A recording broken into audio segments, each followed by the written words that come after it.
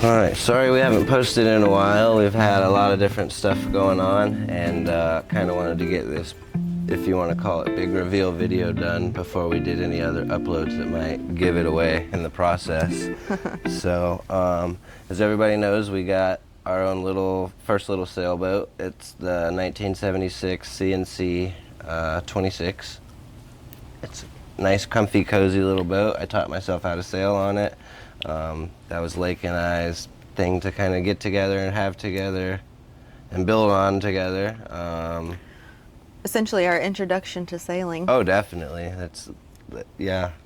And so I took my uncle with me to look at that boat when we decided that we're interested in buying it. And for quick reference, my uncle, my father, and my grandparents, that whole side of the family has lived on live-aboard sailboats and sailed blue water sailboats pretty much their entire lives until modern day. It's not really their thing anymore. They've all moved on either in age or hobbies or life in general, other businesses and such. But when we went to look at the CNC, Lake was still out of town, so I went and had my uncle go with me just because I've been running the water and the river my whole life and know a lot about motorboats, but not so much sailboats, if anything at all. So that's kind of why I asked him to go along with us and look at it to see, if there was something that I might have missed, or if it was a good buy, a bad buy, pricing was off, or, rigging and things like that I had zero common knowledge of. Just somebody to be a second eye that was a lot more knowledge in it than I was at the time. And while we were there on the guy's dock, my uncle was like, hey, you could have the Gypsy. It needs a lot of work, but if you want it, you could have it and take it over if you think you guys would do the work. And in the moment, I was just like, no, I have you here to look at this boat. Look at this now. I want it, and really wanted to get that boat. So it kind of just went in one ear and out the other, but it paused in the other ear, and I heard it. And so we ultimately bought that boat, taught myself how to sail, like I said, and really, really enjoyed it thoroughly. As soon as Lake got home, we got to go on our first little weekend excursion in it. Which was how far? It was like 60 miles round trip. We went across Little Lake George and then back, but we stayed down there. Slept on the boat for 2 or 3 nights. Which is a pretty good little trek. Yeah, especially for our first real one. Yeah. And we totally overpacked, but we could have stayed out there for 2 weeks probably and been just fine other than fuel for the generator. But it has AC, so the generator is important.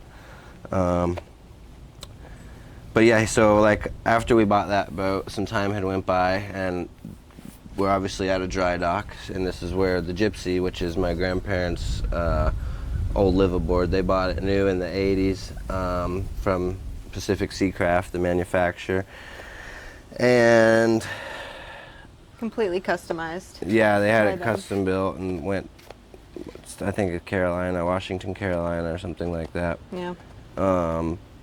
And stayed there. I think they put them up in a big hotel or an apartment until the boat was finished. They had 3 months. 3 months they waited for it to be done. Yep. And then, to my knowledge, they did some crossings in it. They certainly lived on it. I remember being a kid and they lived at one of the marinas here in Putnam County. Excuse me. For how long? Like 10 years? Was it 10 years? I don't know how long they actually lived on it. I would assume they lived on it a minimum of 10 years. And then on and off to follow that, probably another 5 years or possibly 10 years, 20 years combined. It's a big part of their life. So I guess you could look at it as a family heirloom, however that's said. And before Lake got home, I decided I'd come out here to the dry dock. I pass it every day and just go and see the boat. I knew that it was in bad shape. Like I said, they bought it brand new, and then it was parked on our family's island at the time on the St. Johns River in the water, moored, parked, tied up, whatever you want to call it. And over the years, it had kind of gotten forgot about. The batteries died, things like that. The seals went bad, so rainwater would come in through the windows and stuff. The bilge filled up into the floors about 3 inches above the floors, and it held water. Sailboats, most boats are designed to keep water out, so once you get water in and it's just all sealed together, it's pretty much like the whole rain cycle in there. And in the summer months, evaporation, everything gets into the wood and into the ceiling and insulation and wiring. And as it cools off, that water runs back down and drips down from the ceiling. Yeah. And it just continued to do that year Really after bad. year. Yeah. So I looked at it, and I'm always optimistic about everything. I'm like, oh yeah, there's always, if it's something I want to do or we want to do, there's a way to do it, no matter what. And I'll figure it out. I've always been like that. And that's good and bad. But so yeah, I looked at it and I FaceTime Lake and sent her some pictures and stuff. And you know, pictures never do anything justice. So she got back in town. We took our little trip. Really enjoyed the sailing and staying on the boat. And we love our little CNC. There's just one big problem. It's a small problem, but it's a big problem for comfort. And it's that when you're standing up, you cannot stand up all the way with head clearance. You're always like this. So even after just a couple of days, like a weekend, you just feel like you've been like this everywhere you go. I've even been outside before and on the back of the boat and still doing that. And now this boat Muscle memory. is 6.5 foot. And the other day you said what? You're Like, dude, stand up. You can stand up in this one. Yeah. So we came together once she got back and we took our trip and we were like, hey, let's just go look at it and see, you know. I think we could do it. And the first day that we came, I thought she wasn't going to buy it. I'm like, yeah, that didn't go so well. And we'll upload some pictures in this video so you guys can see what our starting point was and what we looked at that first day. So Oof. it was a lot. And the first time we ever came to look at it, we talked about it and looked at just a quick, I don't know, we weren't here a half hour or so. We looked at the outside and looked at the inside, of course, kind of tiptoed through the water. And while we were here, we went to go leave that day and we met some folks that are here with similar plans as ours and working on their sailboat. Jason and Allysun, which they also both have their own YouTube channels, so we'll pin them in the comments or put them in the description and their links to their channels. He does small engine stuff mostly. Now they're both doing sailing stuff. I'm not exactly sure what her channel's about. But like I said, we'll link them. And she does, like, I'm sure she vlogs some of her boat work. They both work on boats here at the yard too for some extra income to put money into their boats. Always money into the boat, money into the boat, money into the boat. But so we were talking to him and he's like, yeah, I do YouTube and this is our plans, blah, blah, blah. And I kind of looked at Lake. I'm like, that's crazy, because at that point we hadn't started this channel yet. But we were definitely thinking hard about it. Yeah, some friends had said it to me a couple of times, like, dude, you should do YouTube or TikTok or something. Like, your lifestyle and the things you do is pretty interesting. People will dig it. And beyond just the sailing, like, we live on Drayton Island, so our daily life is just a perspective into that for people is a different perspective than most people will ever experience in their life. To just running the river all the time. And the river is our highway living out there on the island. So to go to work, to go to the dentist, the doctors, take the kids to school if we have them on a school day or whatever, it's like... It's a whole process. Rain or shine, you got to get in the boat and cross the river to get to mainland and get to the cars. So, yeah. Ask me the hardest part of working on a sailboat. Just fucking ask me. What's the hardest part? I get my fucking tool bag. Keep grabbing, I'm like, nope, nothing fucking there. Nothing there. That's Tim.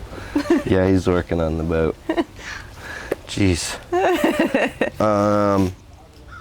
So, yeah, we had talked about doing YouTube and then, like, had the ideas, which is why our first videos were not that great, because we weren't filming with intent and stuff. We knew that we would eventually probably do it, but we weren't doing it. So we just kind of threw together Snapchat stories and little I think quick you did videos really and good stuff for...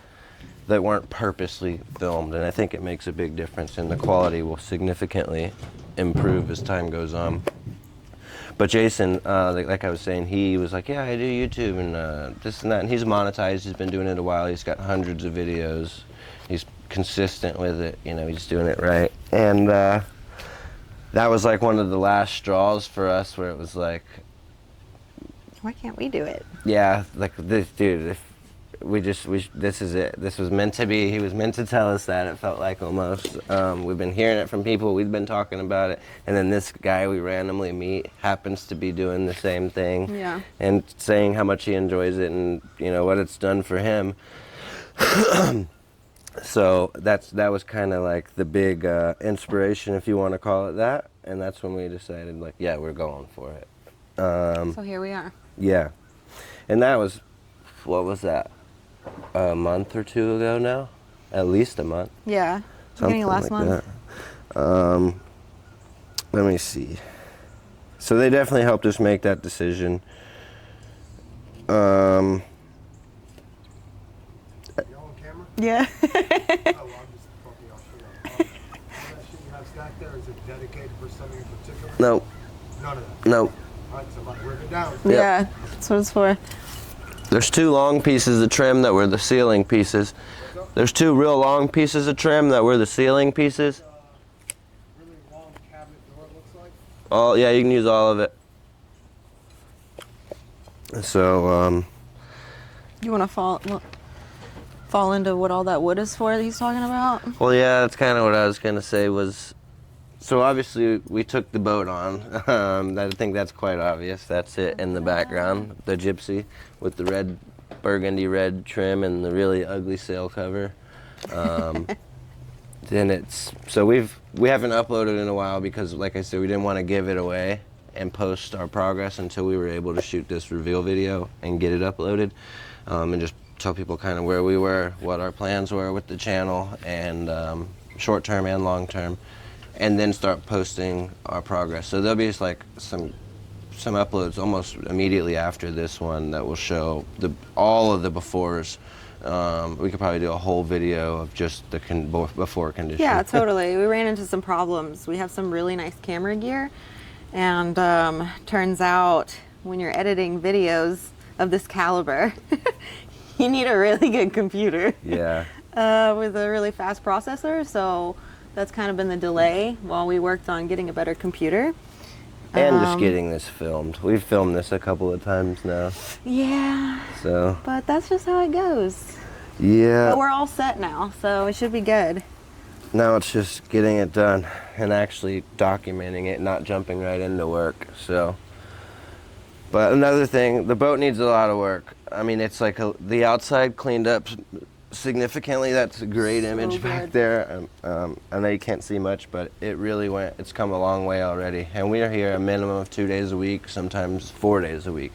Definitely 2 days a week, and then like after work in the afternoons and stuff, we'll meet here and we'll just do what we can, and just little bits by little bits. And we're finally at the point now where each day you're starting to be able to see that visual progress. At first it was just like, putting all this work in and nothing seems done, nothing's changing, it's still Gutting a dirty it was hole. the easiest part, I believe. Yeah, I guess.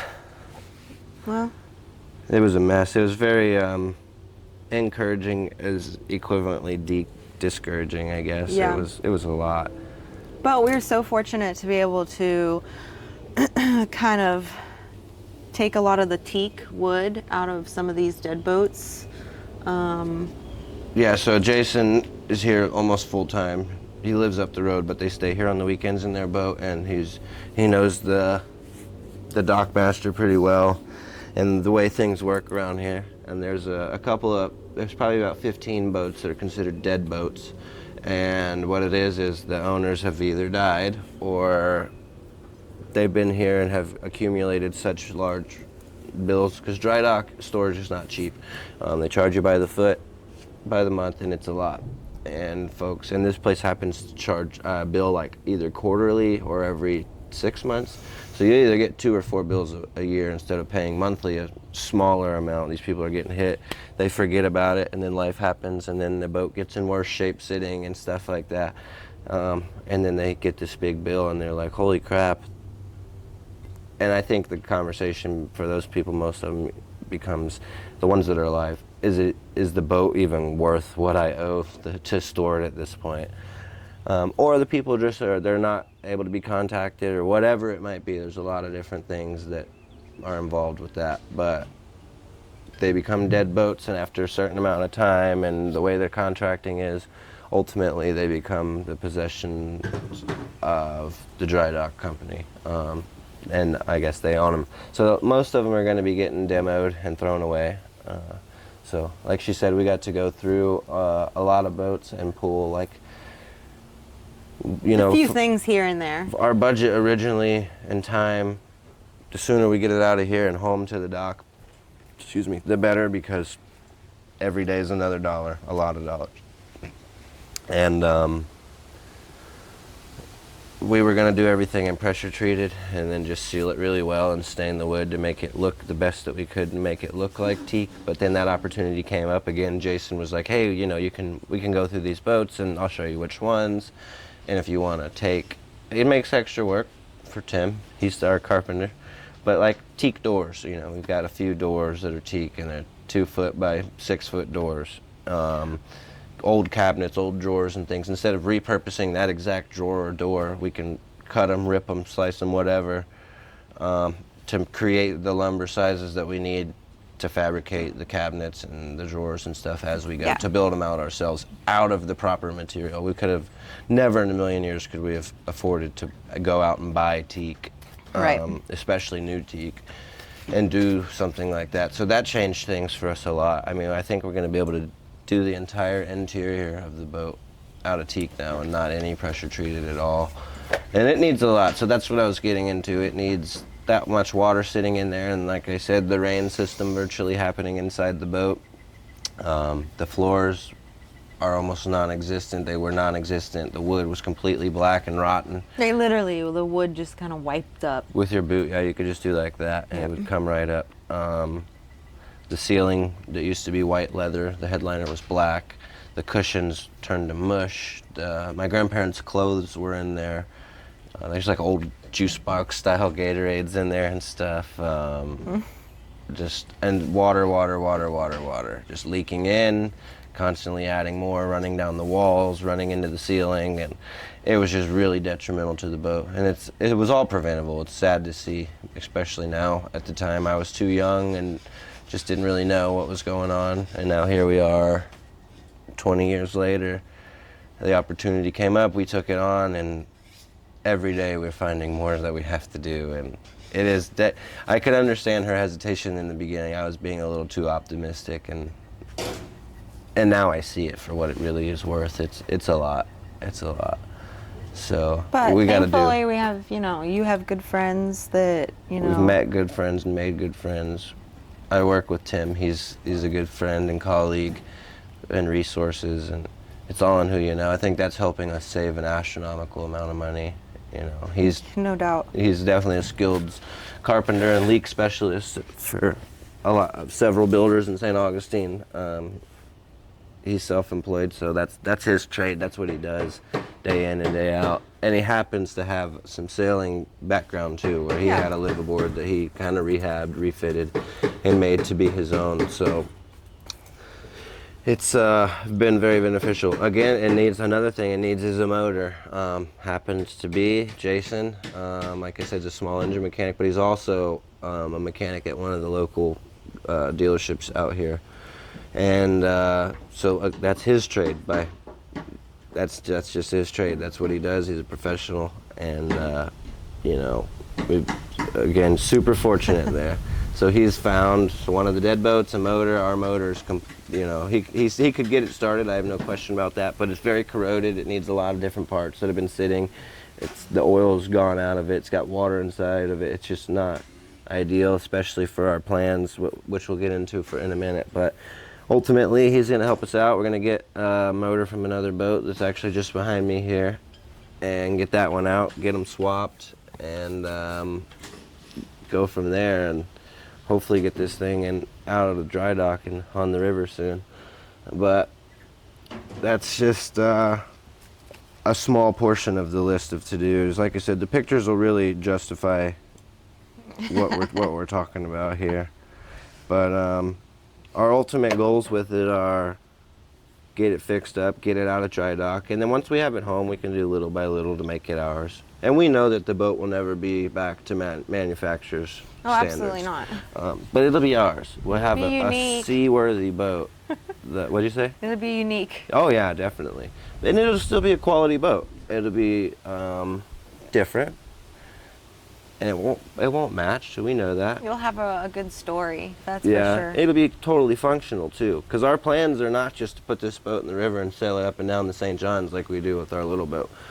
Some weekend stuff here and there.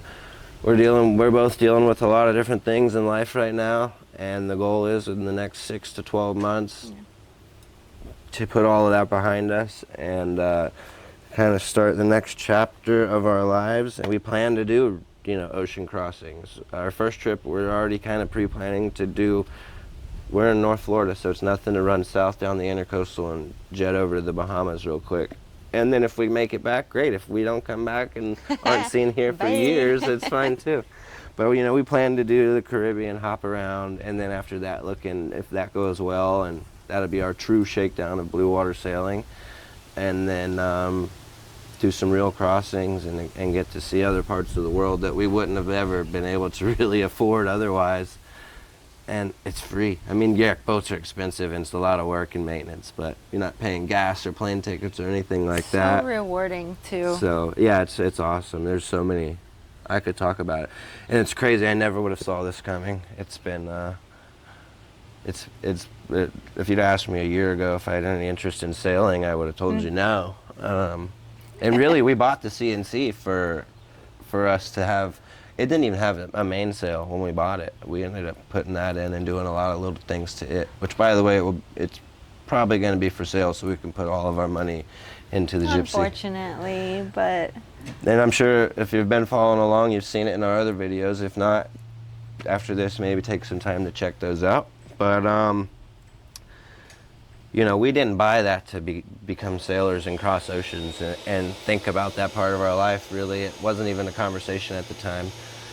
We're both pretty adventurous, and we knew that we would do great things, fun things, and things that most folks sit around and dream about. We're definitely the ones that will pursue it instead of sitting around talking about it. But we got it as what'd you call it, a hideout? Yeah, kind of a